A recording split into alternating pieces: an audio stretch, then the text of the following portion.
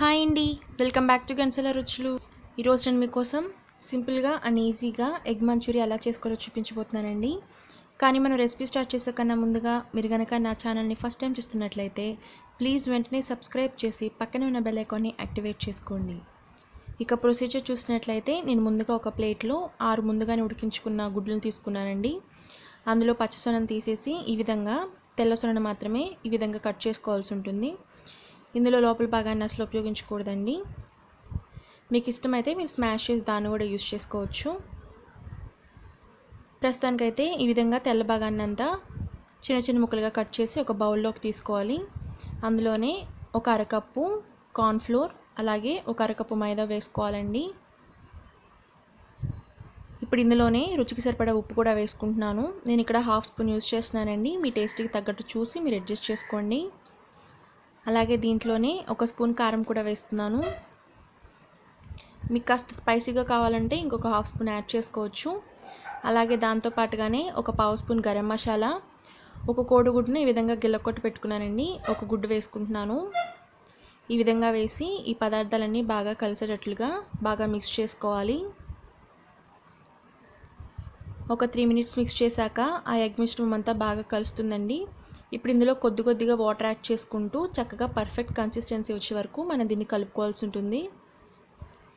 Water అనేవి ఒకేసారి add చేయకండి, కొద్దిగా చూసుకుని యాడ్ చేసుకోండి. నాకైతే ఇక్కడ ఒక చిన్న గ్లాస్ అంటే ఒక 1/2 గ్లాస్ వరకు వాటర్ పట్టాయండి.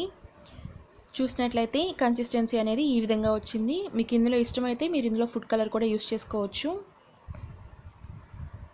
ఇలా మిక్స్ చేసి ఒక 5 మినిట్స్ పక్కన పెట్టేయాలండి. ఈలోపు నేను ఇక్కడ ముందుగానే డీప్ ఫ్రై కోసం ఆయిల్ పెట్టుకున్నాను.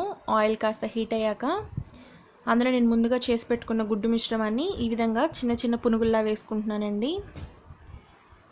వేసి వీటిని చక్కగా గోల్డెన్ బ్రౌన్ కలర్ వచ్చేంత వరకు ఫ్రై చేసుకోవాలి. వీటిని సిమ్లోనే పెట్టి ఫ్రై చేసుకోవాలండి, లేకపోతే పేలుతూ ఉంటాయి. కాబట్టి జాగ్రత్తగా చూసి వేయించుకుంటూ ఉండాలి. ప్రస్తుతానికైతే ఇక్కడ ఈ విధంగా చిన్న చిన్న ఉండలుగా వేసుకుంటున్నానండి. మీరు కనుక సిమ్లో పెట్టి చేసుకున్నట్లయితే ఇవి ఏమాత్రం పేలకుండా చక్కగా వస్తాయి. ఈ విధంగా చక్కగా గోల్డెన్ బ్రౌన్ కలర్ వచ్చేంత వరకు ఫ్రై చేసి పక్కన పెట్టేసుకోవాలి. ఇప్పుడు నేను మరొక ప్యాన్ తీసుకుని అందులో 1 స్పూన్ ఆయిల్ వేసుకున్నానండి. అందులోనే 4 వెల్లుల్లి రెమ్మలు సన్నగా తరిగి పెట్టుకున్నాను. వేసుకుని వాటిని కాస్త ఫ్రై చేసుకోవాల్సి ఉంటుంది. వెల్లుల్లిపాయలు కాస్త ఫ్రై అయ్యాక అందులోనే ఒక ఉల్లిపాయని ఈ విధంగా కట్ చేసి పెట్టుకున్నానండి. ఉల్లిపాయను కూడా వేసేసుకుందాం.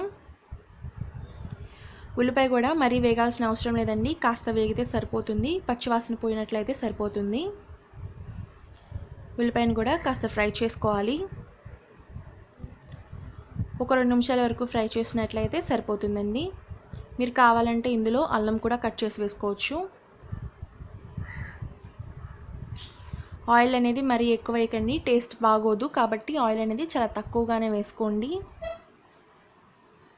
ఒక 2 నిమిషాల తర్వాత మనం కనుక చూసినట్లయితే ఉల్లిపాయ కూడా చక్కగా ఫ్రై అయిపోయిందండి. ఇప్పుడు ఇందులో నేను 1 స్పూన్ టమాటో సాస్ వేసుకుంటున్నానండి. వేసి కాస్త మిక్స్ చేసుకుని 1 నిమిషం పాటు సిమ్లో పెట్టి కాస్త వేయించుకోవాలి. ఒక 2 నిమిషాల తర్వాత ఇప్పుడు ఇందులో నేను 1 స్పూన్ సోయా సాస్ వేసుకుంటున్నానండి.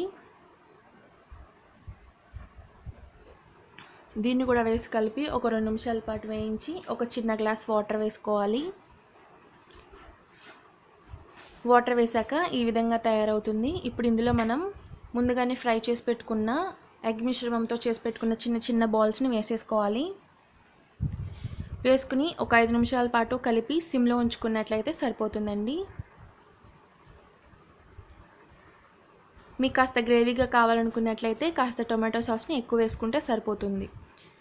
చూసారు కదండి, ఎగ్ మంచూరియా అయితే సింపుల్గా అండ్ ఈజీగా రెడీ అయిపోయింది. ఈ రెసిపీ కనుక మీకు నచ్చినట్లయితే ప్లీజ్ లైక్ చేయండి, మీ ఫ్రెండ్స్తో ఫ్యామిలీ మెంబర్స్తో షేర్ చేయండి.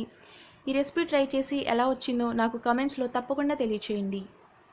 Thank you for watching my video.